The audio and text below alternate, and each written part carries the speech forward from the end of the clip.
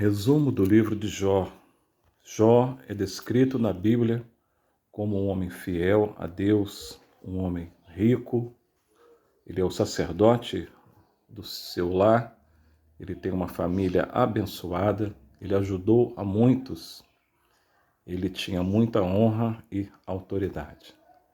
É quando Satanás, então, diante de Deus, questiona a fidelidade de Jó, argumentando que Jó era alguém abençoado e protegido por Deus. O Senhor permite, então, a Satanás testar Jó. E uma série de desgraças e infortúnios sobrevém à vida do patriarca. Ele sofre de imediato um ataque dos seus inimigos que levam os seus animais. Logo depois cai fogo do céu, dizimando as suas ovelhas e muitos dos seus servos.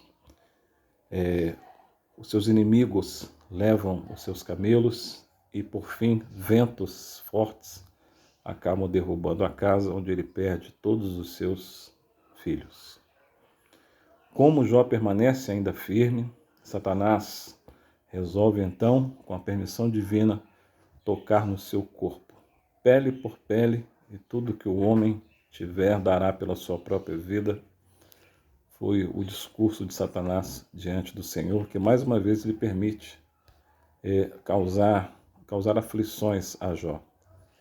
Só não poderia tocar na sua vida. Jó então é tomado por uma enfermidade maligna, úlceras malignas dos pés à cabeça, vermes na pele, mau hálito, uma dor tremenda nos ossos, uma febre grande, uma coceira por todo o seu corpo, aonde a pele chega até mesmo a cair, e uma grande dor. Todo esse sofrimento físico é acompanhado também por uma dor emocional, pois, segundo ele mesmo relata no seu livro, ele se sente abandonado pelos parentes, pela família e pelos amigos, e ele é zombado até pelos menores.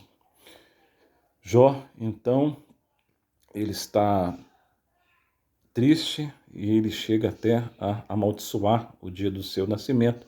Ele desejou ser um aborto. Jó só quer entender o motivo, as razões do seu sofrimento. É quando ele então recebe uma visita de três amigos. 3 amigos vêm visitá-lo: Elifaz, Bildade e Zoar.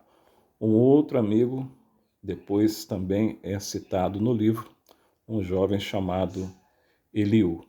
Os amigos combinam para vê-lo, mas ao chegarem na casa de Jó, eles simplesmente não o reconheceram. Por 7 dias eles não disseram nada, porque viram que a dor de Jó era muito grande. Jó descreve a situação como alguém que está com o espírito quebrantado, ele está magoado, ele está sem esperança. Os seus amigos então começam a elaborar uma série de discursos e argumentos tentando explicar o sofrimento de Jó. Ele argumenta que Deus não pune o inocente. Existe uma teologia da causa e efeito. Jó precisa então se arrepender muito dos seus pecados. Todos os comentários de Jó, segundo Elifaz, são de autocondenação. Portanto, Jó deve confessar os seus pecados. Bildade também emite a sua opinião, dizendo que os ímpios são punidos e que Deus é totalmente justo. Até quando procuras por palavras para te justificar? Questiona Jó. O homem não pode ser justo diante de Deus. Zofar também dá sua opinião. Ele diz que Deus é justificado em sua maneira de agir. O triunfo do ímpio é curto, e as muitas palavras de Jó não o justificarão. Os comentários acabam provocando mais angústia em Jó, e ele passa então a colocar para fora tudo que está sentindo. A defesa de Jó. Ele quer saber em que errou. Ele acredita que sua causa é justa e suas palavras são sãs. Ele está sem resposta de Deus, mas ele acredita sim que Deus destrói tanto o ímpio quanto o perfeito. Jó não defende a sua perfeição, mas sim a sua inocência. Ele sabe e concorda que Deus é soberano e poderoso, mas ele pede que Deus lhe mostre quais são exatamente os seus pecados. Ele lembra no seu discurso que a vida é curta, mas ele sabe que o seu Redentor vive. Por isso ele pede compaixão a Deus. Até quando serei afligido? As pessoas ímpias às vezes prosperam e parecem ficar sem nenhuma punição, mas ele não dará razão aos seus amigos, ele se apegará à sua justiça.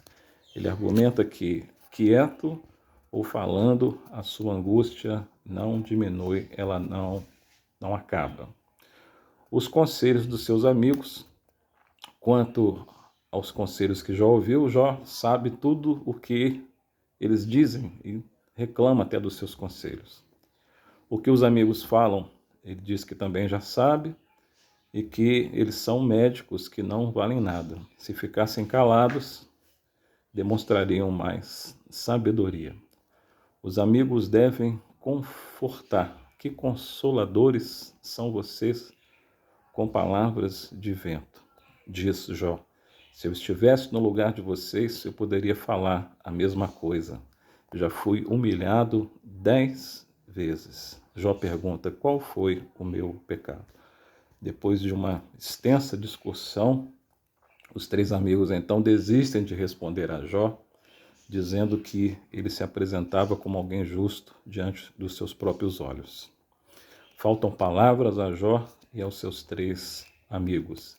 Eliú, que até então estava calado por ser o mais jovem, entra em cena e ele ficou irritado contra Jó porque justificava a si mesmo e também com os outros amigos porque lhes faltavam argumentos e palavras. Ele tinha ficado esperando para falar a Jó porque eles eram mais velhos do que ele, mas quando viu que os 3 já não tinham nada a dizer, ele ficou indignado.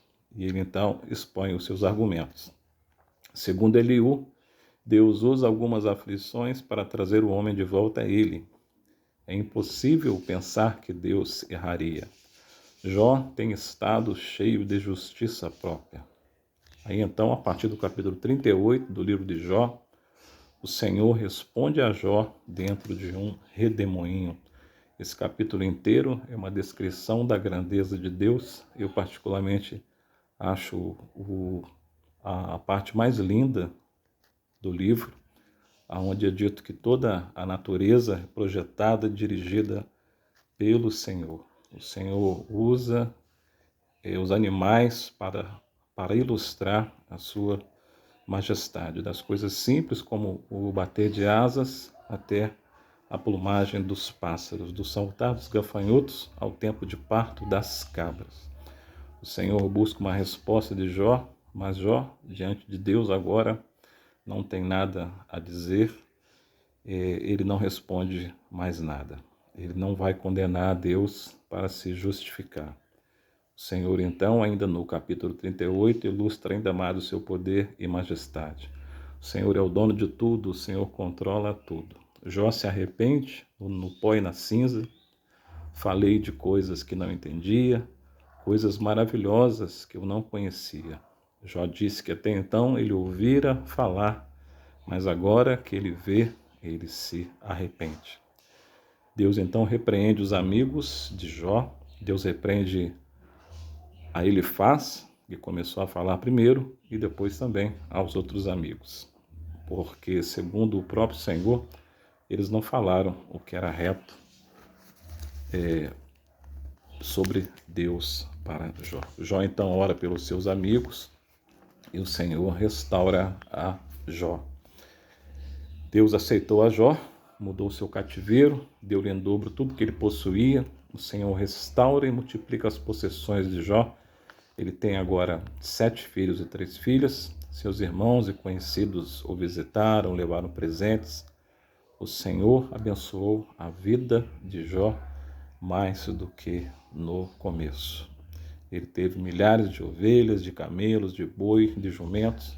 Suas filhas eram as mais lindas daquela terra. Depois disso, Jó viveu ainda 140 anos, viu seus filhos e descendentes até a quarta geração. Então morreu velho e farto e cheio de dias. Esse é um resumo do livro de Jó.